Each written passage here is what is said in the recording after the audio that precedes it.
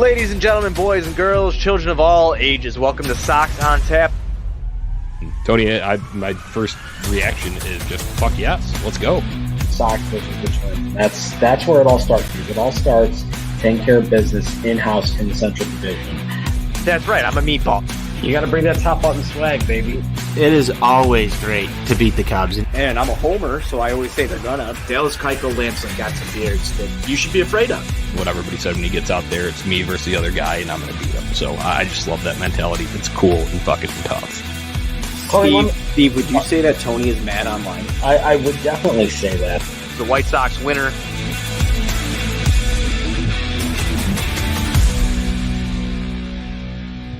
White Sox fans, welcome into another edition of Sunday Funday with Sox on Tap. I am Jonnie. Three-way action once again tonight. NWI Steve and Tony on tap joining me as well. How you guys doing this fine Sunday evening? Doing all right, Jonathan. I'd be doing a little bit better if the Sox could have found a way to complete the sweep and go 6-1 on the road trip. But 5-2, you'll take it. Could have been better though. Exactly what that guy said, Johnny. We wanted the sweep, didn't get it. We're here. We're drinking beers. We're still talking White Sox baseball. But I echo what Steve says here. Yeah, I'm with you guys. I mean, sweeps are cool and tough, and 4-game sweeps are even cooler and tougher. So that would have been really nice. It's been a while since White Sox have recorded a 4-game sweep. So obviously that falls by the wayside in Sunday's kind of debacle. But overall, solid road trip. So we'll round all of that up. We will talk at the end of the show about new rules because we kind of brought it up. Obviously, that news was dropped like Wednesday or Thursday, but we didn't want to flood a full post-game show with it. So we're going to do it on Sunday Funday here. That'll be on the back half. So stay tuned for that. Make sure you jump in the comments, give your takes via subscribing to OnTap Sportsnet on YouTube or liking us on Facebook. It's the only comments we can see and pull into the StreamYard. So Twitter listeners, jump over YouTube or Facebook. All right, boys, let's start. Overall, 5-2 on the road trip. Can't be mad about that. Usually the West Coast is tough for the White Sox. In past years, even in some good seasons, it's been tough on the White Sox to win out there. So if we're talking overall kind of takeaways, guys, I think the win on Wednesday, the series finale at Seattle, I think that was a major turning point for this team if they are to indeed go and make a playoff push. I don't know about you guys. Yeah, that was obviously a pivotal one because in years past, not having that come from behind victory is the type of thing that could cause a series in Oakland against even a bad A's team to kind of snowball a little bit. So finding a way to come back, win that baseball game, it, dare I say, set the tone then for the Oakland series, kind of leading into each other there. And just a 5-2 road trip overall on the West Coast. I mean, I can't even remember the last time something like that happened. So it's overwhelmingly positive from that standpoint. It's just the only quote unquote downside to it is the fact that you lost ground on it. Granted, you can't control that. You can't control the aspect that the Minnesota Twins are a fucking useless franchise who should be fucking contracted and should be embarrassed. Twins Ted, go fuck yourself, you little sack of shit. But the Sox did what they had to do. I think any Sox fan coming into that road trip, if they told them they're going to go 5-2, we would have taken it. Hey, I just go back to pretty much a week ago when we were sitting here talking about how's this road trip going to go? What are you going to do? I thought 3-3-ish, 500 baseball was going to be what you would see out of the Chicago White Sox team because that's what you've seen all year. You tell me we come out of this road trip, especially against one of the hottest teams in baseball, and then Oakland, we all know the narrative there. I think they've played incredibly well. I know that you lose ground on this, like Steve said, and that's incredibly unfortunate, but it's also that's so White Sox to me. They're still hanging around. It's still positive. You could be in the Minnesota Twins position at this point. So this would be a lot angrier show. Yeah, it would be. But in the grand scheme of things, I know we're wrapping a Sunday Funday. We didn't get to talk yesterday because I feel like if we had a post-game show, it would have been super positive. Let's temper that a little bit because if you lost yesterday and we came in and we had what we had today, I think we'd be a lot angrier. Yeah, I'd agree with that. Yeah, like you mentioned, not getting to touch on Saturdays. Obviously, that was a big win as well, putting up double digits once again, 10-2, the final in that one, and then unfortunately dropping 10-3, the series finale there. But guys, from the rest of this, I talked about that Wednesday game is a big moment, and that was, you could argue that the comeback Friday, I guess, in terms of win probability at the time was more miraculous and stuff. But I don't think they even get to that point of being able to do that if they don't have the Wednesday win. So that's why I wanted to go back and highlight that. Obviously, Saturday, seeing Lance shoved despite a little scare with the knee early on, that was good to see. And then the bats come alive. Elvis Andrews capped it. What a series for him. I think our pick to click for the series in Oakland was very successful, guys. The Elvis Revenge series, I mean, it definitely was fruitful, and I think we all nailed that right on the head. Expected him to go out there and want to take a little bit of vengeance on a team that just royally fucked him, for lack of a better term. So he obviously had to be very happy to go out there and do what he did this weekend and just continue the overall quality play that he has had since he put on that White Sox uniform. Nothing to add there from what Steve said, Johnny. I echo it completely. He's just been incredible since putting on that White Sox uniform, man. Yeah. So obviously a decent amount of positives to take away. However, in the series finale, we saw some little league bullshit, and I will say this is just one little concern that I have going forward. Yeah, overall, you might be a little tired, gassed at the end of that road trip. You had Moncada out, you had Harrison scratched last minute, that kind of stuff plays into the factor there. But regardless, it doesn't stop them from having bad reads on fly balls, from almost colliding with each other in left field, throwing the ball around a little bit. I did not like seeing that. I'd like to see them play much cleaner, crisper baseball upon their return home. But unfortunately, I feel like that could be a little bit of a trap game. It's like, yeah, it's the Rockies coming in. But I don't know about you guys. I do have a little bit of concern, especially, Michael Kopech. I know he's fresh back from the injured list. He'll be getting the ball in that series opener. And not that I don't have confidence in him, but it's still kind of a readjustment period getting back into the swing of things. So going forward, any concerns, takeaways from the series? If not, we can get to the rule roasting here. Yeah, I mean, as far as just going forward with that Colorado series here, you mentioned and used the parallels of it being kind of a trap game here. It's a 2-gamer, so a real short one there, and you got the off day tomorrow, so you just got to hope that this kind of re-energizes the group a little bit here, and they are able to flush this one tonight, and then by the time they get back to Chicago tomorrow here and then get to the ballpark on Tuesday morning, they're ready to go and ready to start a new streak because this is a big week coming up. It absolutely is. And I think we've kind of cemented the fact that this road trip has been in the White Sox favor, at least from the side that they can control. Obviously, Steve brought up the fact that you lost ground on this, but granted, it was only half a game, but still. Yes, still in the negative, right? We think about things in the left-hand column versus the right-hand column. I know Steve's a big right-hand column watcher right now. That might be like his new name on Twitter, right-hand column watcher. But the Sox were doing what they needed to do in the grand scheme of things here. I think 3 out of 4 in Cleveland was fantastic. I'm just ready to get to some rules roasting, Johnny. You're talking about in Oakland. It's Sunday night. We've had a lot of beers here. Yeah, it wasn't a great day for my sports teams, Johnny. I know where your mind is though, Tony, because there's a lot of Cleveland coming up later, right? There is the little 1-gamer, and then there will be another regular series the following week. So obviously, White Sox need to set themselves up in the best position possible for those games, and it will be interesting to see it play out. But obviously, that quick little 2-game stop at home, so hopefully they can do some bum sling against those Rockies. All right, and it would also help if the Angels, maybe put one in the right hand column for Cleveland here at some point over the next couple of days. Yeah, Trout would be Ohtani, huge. like you guys have seen that tweet, right? That viral tweet about the stats that Shohei Ohtani or Mike Trout puts up, and then it's like, oh, and they did all this historic stuff and only first time since 1912 or whatever the fuck, and then it's like, as the Angels lose 8-2, as the Angels lost to the Tigers 8-3. Yeah, there's just something ridiculous like that. So hopefully that's not the case, and hopefully those guys are actually propelling wins for the Angels against the Guardians. So It's time, guys. I know you guys have been building these up, and we've had some commentary off the air, but I wanted to bring it to the listeners here, and that is the MLB rule changes for 2023. Obviously, this was dropped on like Wednesday or Thursday ish, and it's been approved. They had a committee that did it. So, overall, I want to say our opinions on it aren't too fond.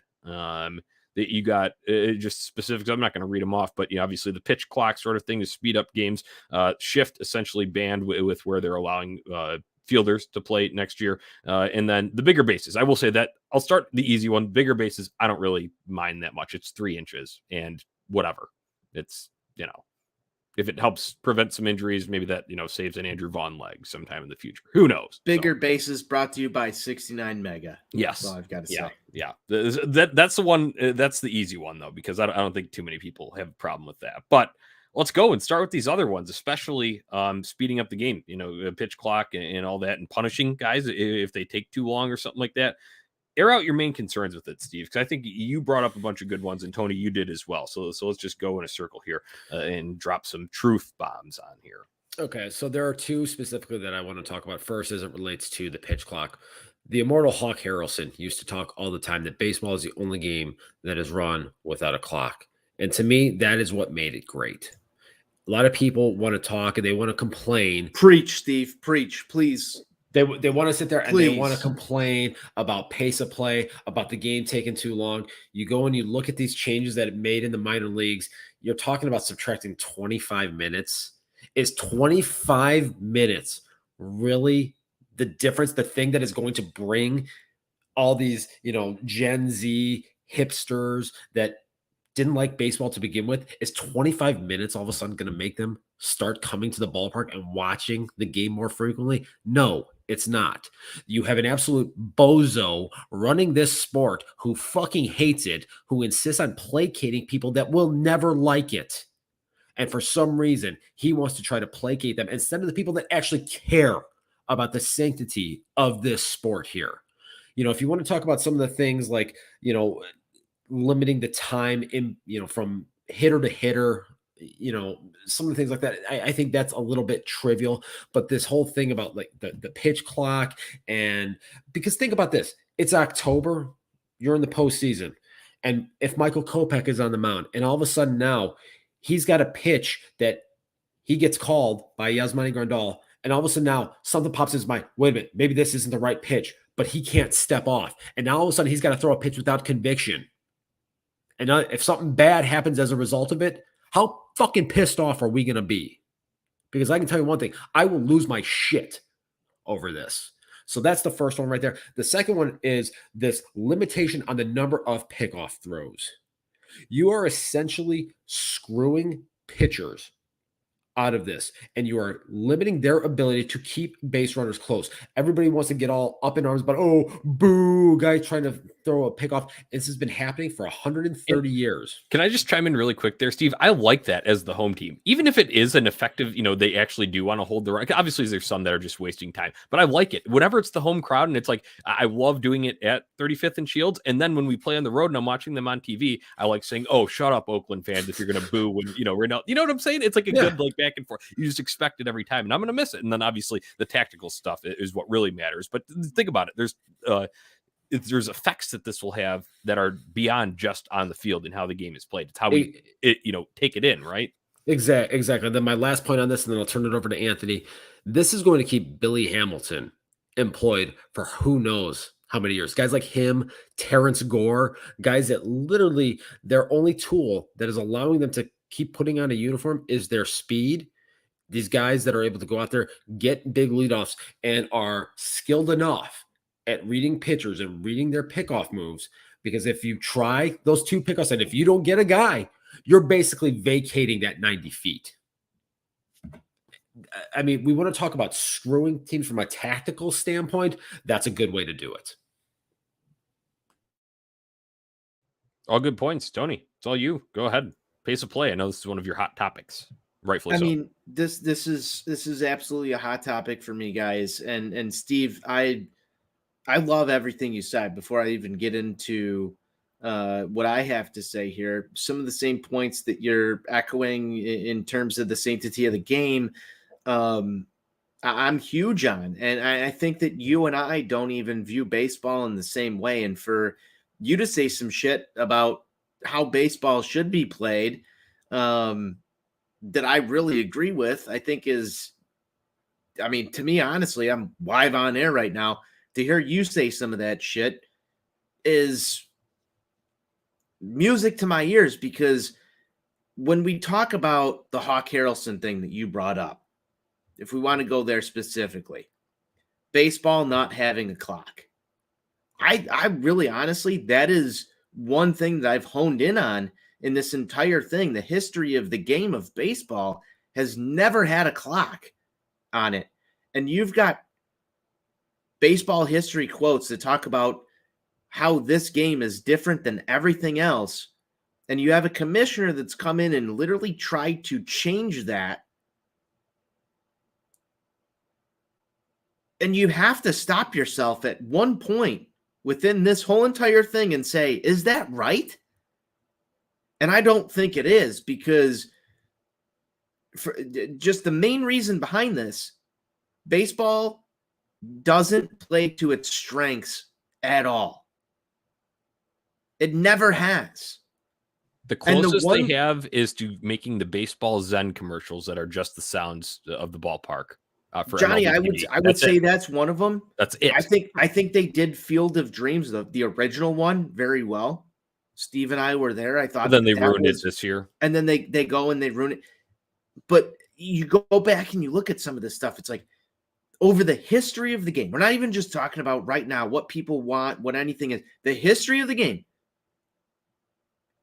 it doesn't have a clock. It could last forever. In a world where everything is, what's the next notification I'm going to get? In a world where you can't focus on anything, baseball's slow enough for you to tweet about it in between pitches. Actually fire off a replay, Johnny. Talk about what's happening. It's the perfect sport to be able to live in a world where social media exists, where you can talk about something, use your phone during it, and just wade off the world around you. And we want to make it faster. Why? Why do you want to make this game faster? I've never met anybody who's wanted to have less of their product out there in the world. Who cares if it goes 14 innings? Even if it's about the money, from the owner down to the player who gets to have the chance to be the next viral thing on the internet because he made a play. Why do we want to shorten this game? Why? It doesn't make sense. Have more of your product out there. Tony, can I answer your question that you just asked with something that you had said previously to us? Sure. It's so an entire at-bat can fit in a TikTok video, right? But that's when you boil it down, looking at it wrong, right? And that's what I'm saying. I totally agree with all of your guys' sentiments there. But I just thought that was a good take that you had the other day. Here's a comment that comes in here that I want to get to, Johnny, and I agree with it. More time for commercials. There's less time for commercials. Why do you put a runner on second base when you might be able to draw out an extra 3 innings worth of commercials? Why do you want to speed the game up? You're literally asking for less revenue. Yeah, I mean, if they talk about less beer sales, less the thing that they keep pointing to sales is that 25-minute reduction across the minor leagues. Guess what? That's a half-hour block of commercials now. Gone. Yeah, it is. And Steve, there might be 2 or 3 commercials within there. There actually might be 6. Talk about baseball, half innings. You're going to lose money on everything just to speed the game up to appease who? To appease people that are hardcore football fans who will never like baseball. That's what this is. That's all they're trying to do. Let's call it what it is.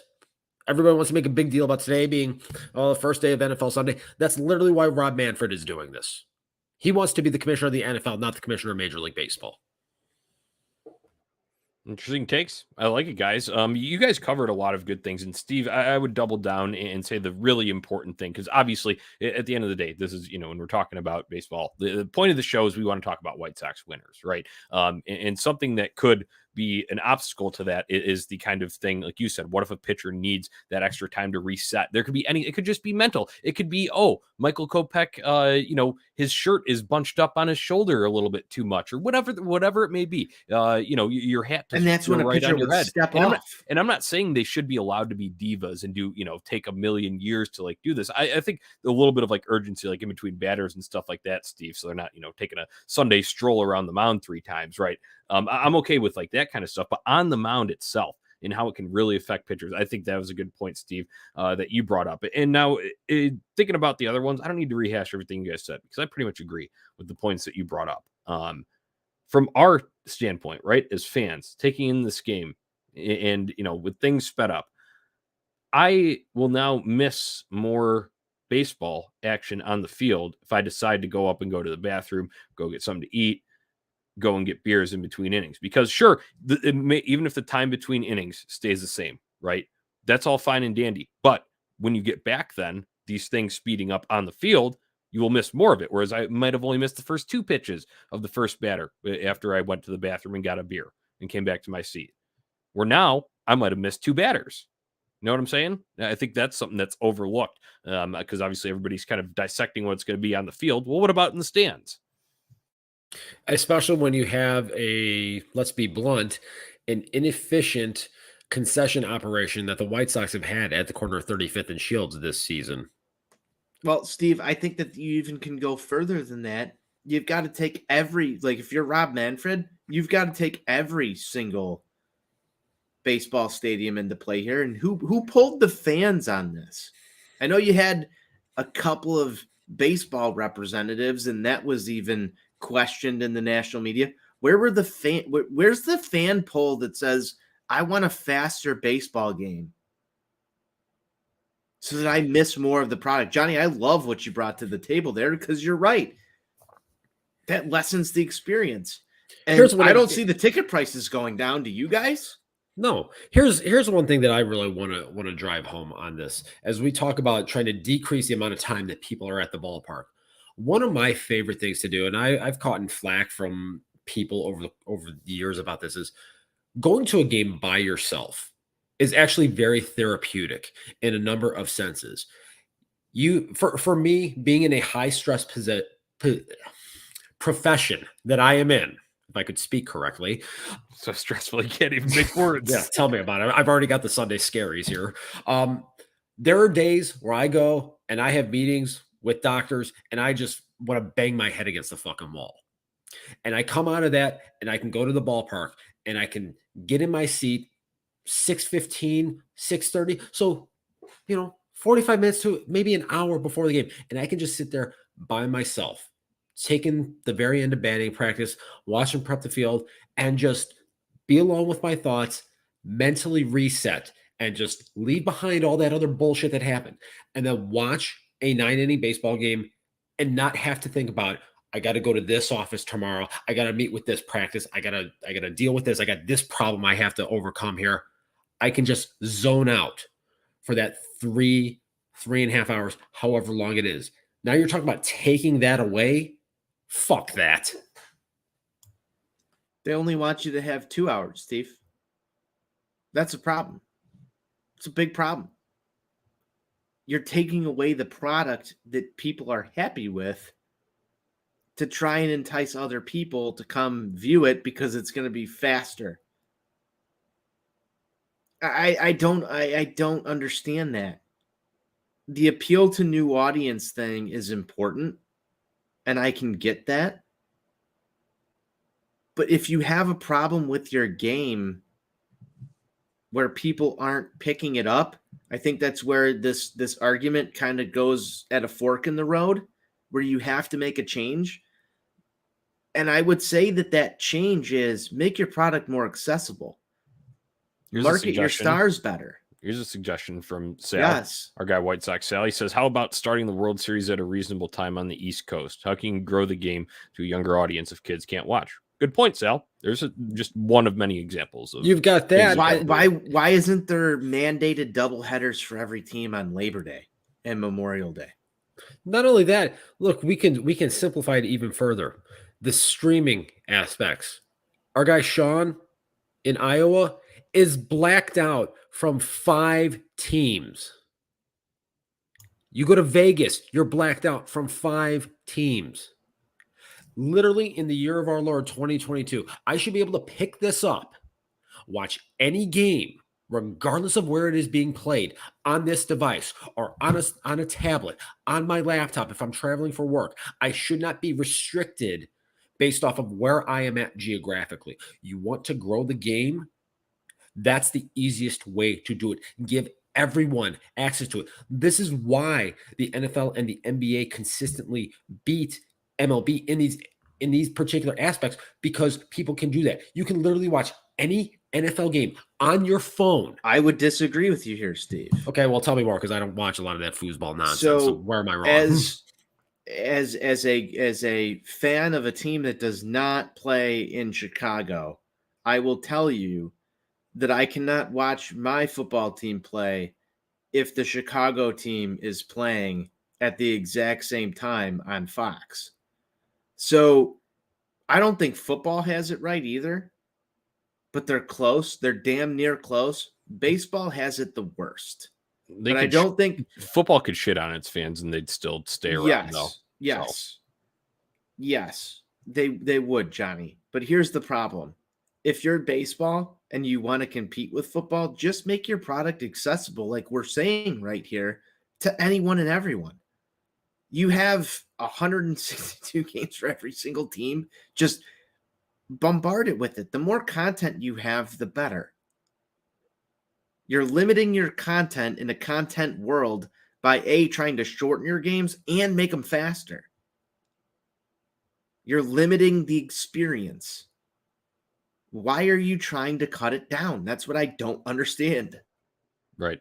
All valid points there. Yeah, I agree with you guys. I want more baseball, not less. So that's kind of roundup on the pitch clock and speeding up the game stuff. And of course, Brian Kenny will talk about big success next year when he has all the data from it and how much faster it is, without giving two shits about the sanctity of the game. And that might be, if you listen to this and you're in favor of it, and hey, we'd like to know, so join the comment section. But B, if you think that's an old man yells at cloud sort of take there, I recommend rewinding and listening to what Steve just said, because what he talked about, going to a game by yourself, decompressing, therapeutic experience, I'd agree 100% with that. Johnny, it's a lack of having the constraints on you is part of what makes that so great. I would argue the only people who want the game to be faster are people who have obligations that they just can't get themselves out of and want the game to be. There's certain times, even in my life, and I'm sure both of you guys have had it, where I want this game to speed up because I'm trying to get more out of my day. And I can understand that. That happens to everybody.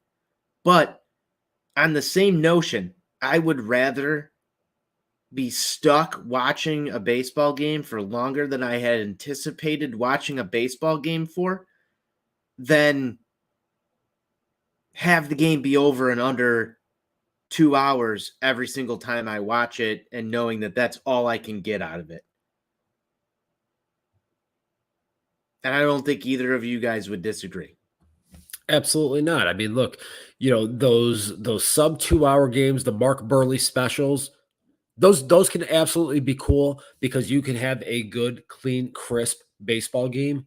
But if that's the goal, to try to do that every time, it's not 1915 anymore. We're not playing games in 90 minutes.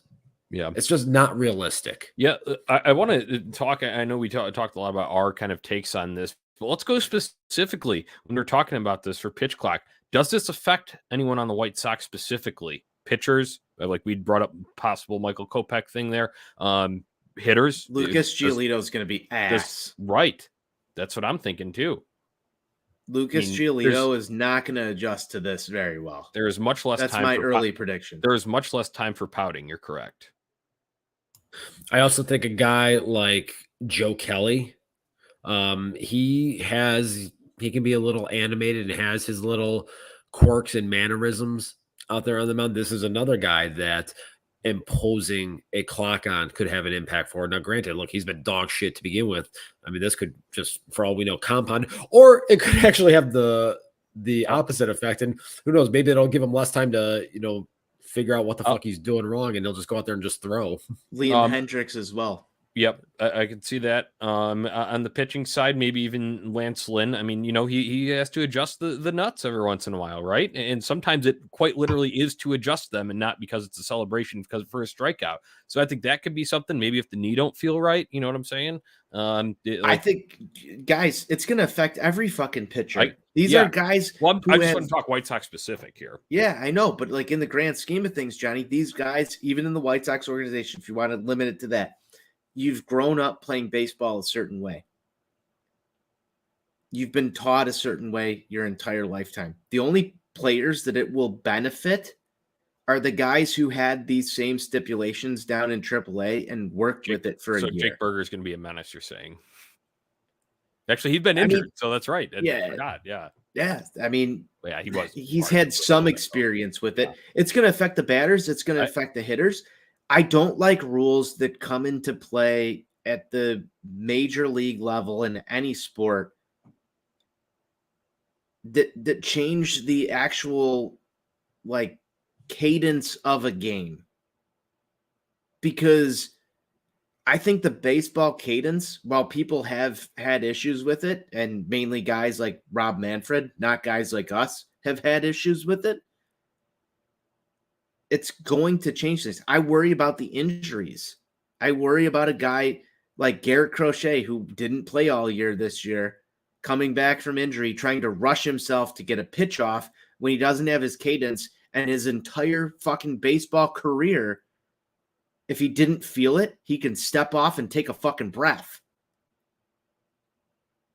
So that's my problem with the whole thing is guys that didn't have to play a year like that, where it wasn't in the major leagues, where we're subject to this, where we cover it every day in, day out at OnTap Sportsnet, come in, try and do shit, and they're playing under a completely different circumstance than they were their entire career and taught to.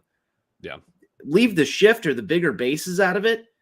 This is a fundamental change to the way that the integral part of baseball, pitch a ball, hit a ball, swing at it, whatever you do, you can't step out anymore. You can't step off anymore. You don't have that ability to collect yourself. It's limited, right? It's not, it's, what is it? 2 pitcher, whatever, step offs per batter, resets. If, there's stipulations of it out there, but so it's, not completely that you cannot, but you will get punished if you do it too much, or basically even the automatic ball and strike on that, I think, is a little egregious, John. Yeah. So one thing that I was thinking about, how is this going to affect the White Sox? Obviously, we always go to the pitchers and think about that and who's got to adjust themselves and this and that. I was thinking hitter wise, Eloy Jimenez seems to have an itchy helmet. I don't know if you guys noticed this. Every once in a while, he'll call time, and he's granted it, but he'll step out and he'll have to wipe his head, and he'll have to look in his helmet and pick at something, or he's just got a bug in his eye or something like that. It's happened a few times. I just remember. I was trying to think, does anyone take too long? Nobody really dicks around too much for the White Sox. They're usually in the box there. However, on that calling time thing, I was thinking Eloy, because if he ain't right, he'll call time. Now he's going to get automatic strikes on him. If he has to do that, God forbid a bug flies in his eye in 2023. Could you imagine if that happened in 2023 with bases loaded, full count, Eloy steps out because there's a bug in his eye, and you get an automatic strike 3 call to end the game in a playoff series? Yeah. And what happens if Yohan Moncada takes a swing and then all of a sudden feels a little ouchy in his oblique? How's that gonna get back in the batter's box? Well, the umpire can allow. Well, so this comes down to an umpire call, Steve, and I don't know if it's challengeable or not. But the umpire is allowed to give extra time. in certain circumstances. Now, what if you're an umpire that doesn't believe in Yohan Moncada's bullshit and you decide he should be in the box and he's hobbling around? What if the White Sox lose a playoff series that way? Could you imagine? That'd be incredible. You know what, guys? Not that I want baseball to be bad or the product to suffer, but maybe it has to get worse before it gets better. I kind of want this to be a disaster with so many complaints that they have to go back and change it. I would not be surprised if when they start doing this stuff in spring training here, if there is significant pushback from a big enough portion of the Players Association that it causes this to happen. I mean, I remember, what was it, 6 or 7 years ago when they first were trying to limit this whole stepping out of the batter's box thing, saying that you had to have 1 foot in the box at all times. That shit died really quick.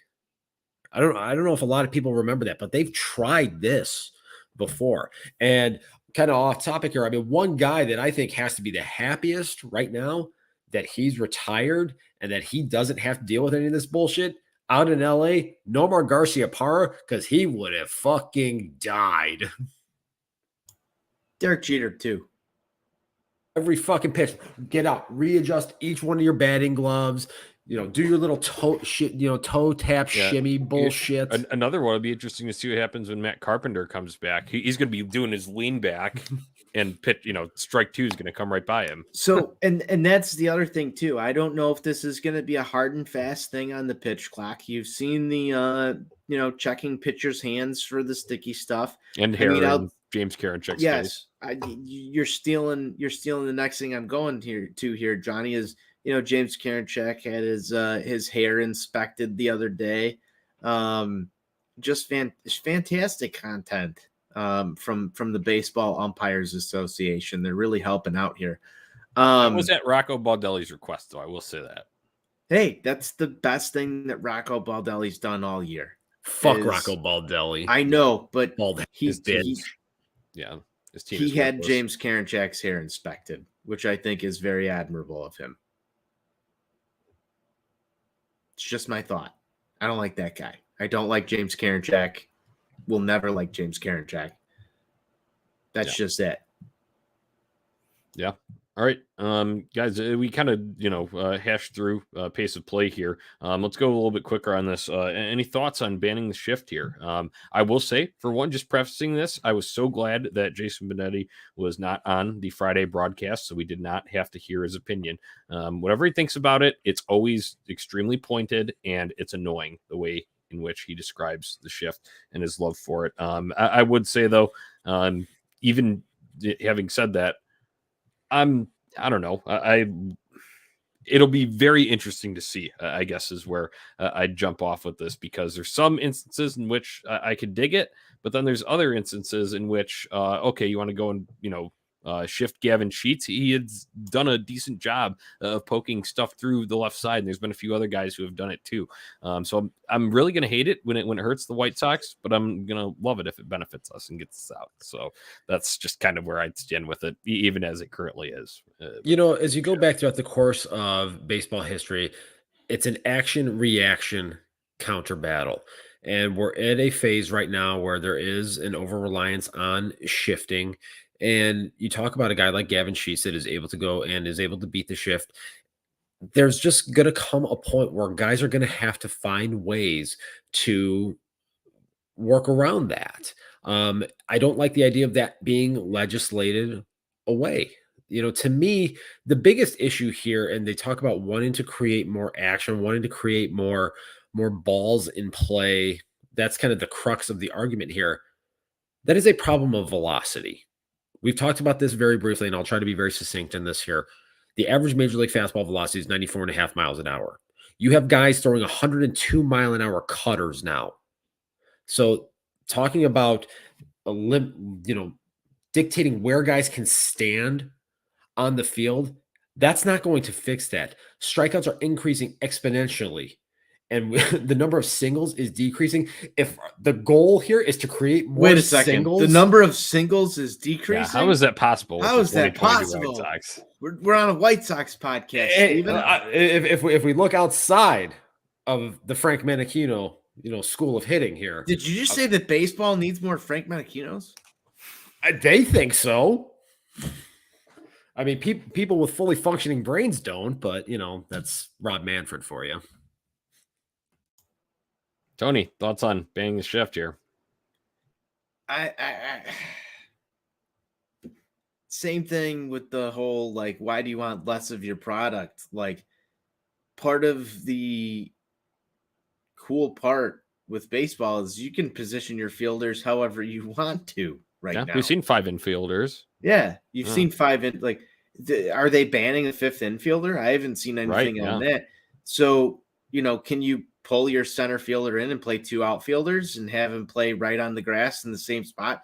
I'm curious to see how teams start to get around this because I can see some crazy outfield configurations with it. You could still have your shortstop play directly up the middle.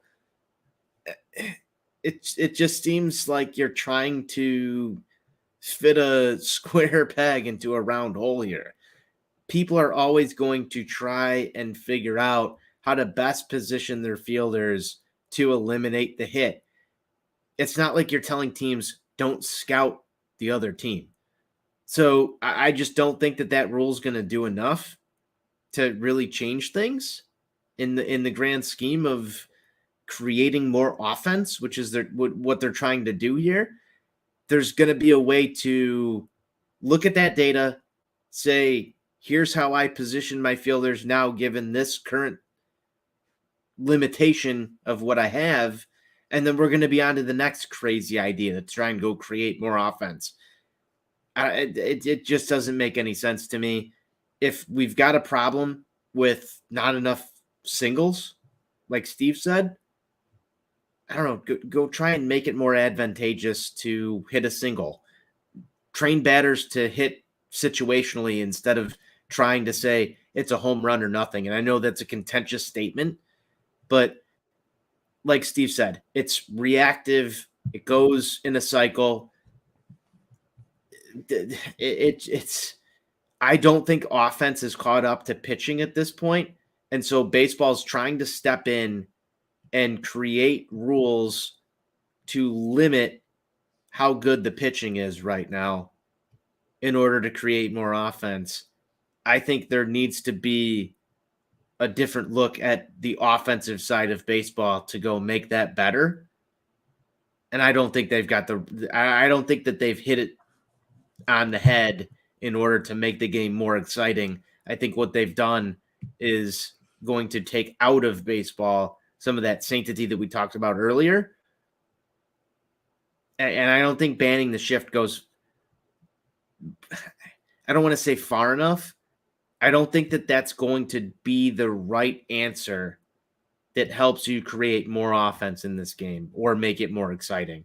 And it's only going to be something that limits excitement, in my opinion. One of my things, like with all of these, is I'm really interested to see how they enforce it. Right? Obviously, they know they listed the penalties that they'll give out for violating the pitch clock and all that kind of stuff. But look at this. Like our guy White Sox Sally says, can't wait for the final out of the World Series to be overturned because the second baseman had his heel on the grass to start the play. Shit like that. How is that challengeable? Is that challengeable? Is a blade of grass touching Lurie Garcia's feet at second base next year, and the Sox lose, and everybody wants to throw down on Lurie? Are they going to install cameras that like check that kind of shit? Like, one down the third base line right by the tarp to make sure Tim Anderson's heels aren't on the grass there. You know what I'm saying? Be interesting. Be very interesting to see. And I want to know how they're going to announce it too, because I know they said that they were going to go and announce things this year, and it's kind of been, I don't know. They're still working on it, I guess, is the spot for that. But it doesn't seem like they're trained to announce these things as well, so the fans know. A, have the umpires announce it, and B, put the damn thing up on the board so people can see and people know. And okay, player XYZ got punished for XYZ rule because of whatever, and then show an actual replay of it. I think that if you're going to do it, you have to do it that way and be that overstated about it. I concur, Jonathan. All right. Guys, that's about it for this one. I'm glad we got all of our thoughts out here on the MLB rules. Would you go as far as to say we got a little hashtag Matt online? I would just about to say I that, would Steve. say so. I think that's confirmed. I'll reach out to multiple sources to get confirmation. Yeah. All right. Bringing it back into White Sox land. Obviously, we talked about it. There's an off day Monday, so it'll be good for resting up. But then just quick 2-game home series will be Michael Kopech on the bump Tuesday night against the Colorado Rockies. Please don't let this be a trap game. Please, please, please. I know it's, you get home, you see the family for the first time in over a week, and you got to take care of errands and chores and stuff. But my God, we're in the thick of a push for the playoffs. Keep pushing. Keep pushing hard. One guy that they got to really be mindful of here in these next 2 days, CJ Cron. Just hit one like 5 miles the other night. Yeah. I mean, he literally hit one 504 feet the other night. So he's the one guy in that Colorado lineup right now that is a tremendous problem. So you got to make sure that you are in a position to not allow him to do damage. Having Michael Kopech on the mound on Tuesday when this thing kicks off, he's got to go out there and he's got to pump strikes. That is not a situation where you can go be working behind hitters, issuing free passes, because that will be a problem. Just had me thinking about Brian Anderson, like long balls right now. Don't let that guy beat you. There's an opportunity for the Sox to go get 2 wins. Go get them. That's all it is. Like, you have to. Jonnie, you're talking about a trap game. Can't let that happen. Play with the same energy that you played all weekend with. I know today was difficult, but very big opportunity for the White Sox. Off day, rest the bullpen, rest everybody up, go out, take care of business. I think I'm a lot more optimistic about this because of how they handled this weekend. Sure, you would have liked to see the sweep, but I still don't think that this one was a momentum killer by any means. It wasn't a heartbreaker. There were certain things that happened today that, you wouldn't like to see, but it wasn't a game that really took, I think, a lot of wind out of the sails. Cueto didn't have it, is what it is. Go out there, take care of business against a lesser opponent in 2 games. You took 3 on the West Coast against the Oakland A's. 2 out of 3 against the Mariners. You should be able to handle Colorado. My last point, off day tomorrow, recharge the 69 mega. 69 mega.